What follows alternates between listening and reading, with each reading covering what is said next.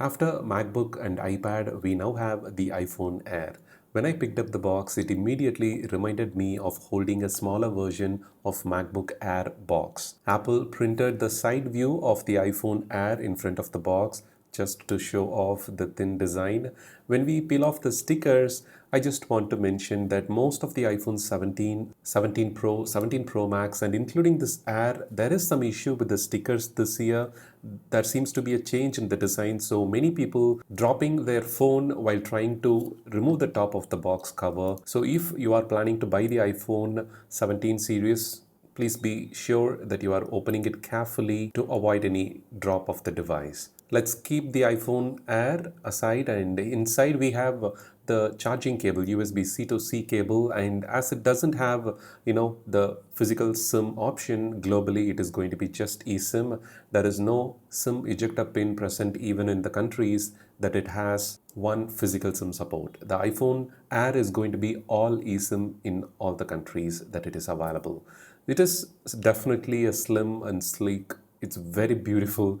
The moment I picked up in my hand, the iPhone felt very light because I was mentioning about the heaviness of the Pro series and especially the Pro Max series for a long time. And even I went with the Plus model especially to avoid that weight while holding the phone for a long time to type and to watch content. And this iPhone Air, the lightweight feel definitely puts a smile on my face. You need to feel it personally in order to understand what I'm saying. It comes around 165 grams, and while picking up and when you look around the phone, you will understand that it feels premium with a glossy titanium finish, even including the camera ring. Of course, it is a fingerprint magnet, and we are going to use some thin, ultra thin profile case anyhow.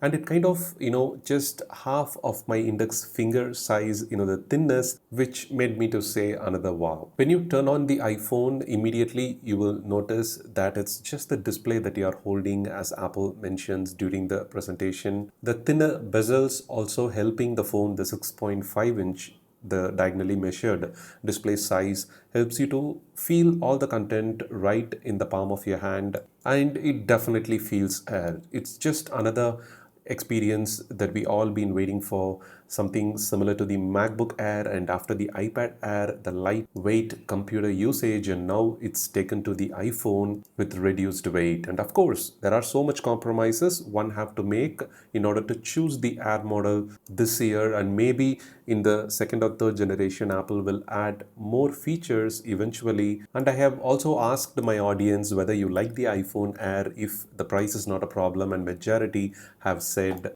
no, because it could be due to the lesser battery capacity, no stereo speakers, and the single camera that allows, that don't have the ultra wide angle feature, the lens feature, and only the 2x optical zoom features. So the camera is decent, but again, you need to make some compromises if you are preferring the lightweight iPhone Air using experience.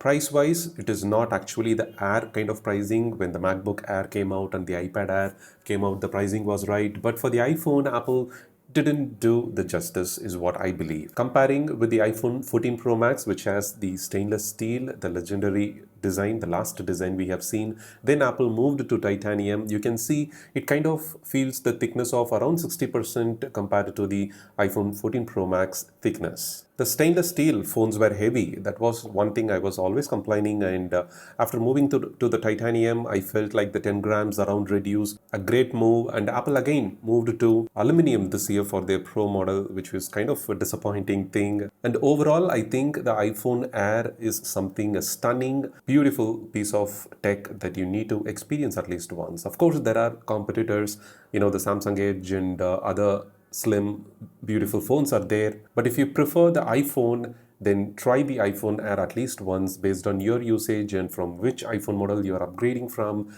You can decide whether to choose this one or not. In the next few months, I also expect that the price may be reduced a little bit, as initially people are kind of afraid to choose this one, fearing about the battery performance and the audio speaker system features. Camera itself is not a big issue. The display is gorgeous. It is 128 Pro Motion display, but there are some compromises that they cannot make for $1,000 and little more an iPhone price that we have to pay. Do share your thoughts in the comments below. Thank you so much for watching. Have a wonderful day.